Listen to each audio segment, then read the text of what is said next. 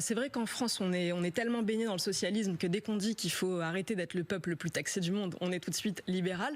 Moi, je pense que c'est du bon sens. Dire qu'on a les dépenses publiques, sociales les plus élevées du monde et qu'il faudrait peut-être arrêter parce qu'on n'a jamais réussi à prouver que c'était un gage de croissance économique, je pense que c'est du bon sens.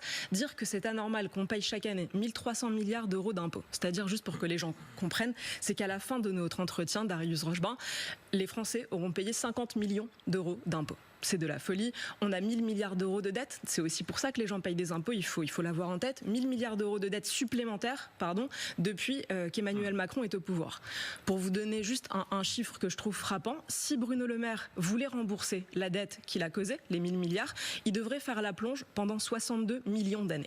Juste pour vous donner un ordre de grandeur. Qu'il l'a causé, vous savez bien, on va pas refaire tout ce débat, mais que le Covid a causé, que tant de choses ont causé. C'est pas Bruno Le Maire, le pauvre. Ils promettaient, tous deux, Emmanuel Macron et Bruno Le Maire, de réussir à réduire la dette et notre dépendance à l'égard de l'étranger, puisqu'elle est aussi beaucoup détenue par l'étranger. Et regardez le résultat aujourd'hui, 3400 milliards d'euros de dette. Une explosion chaque année.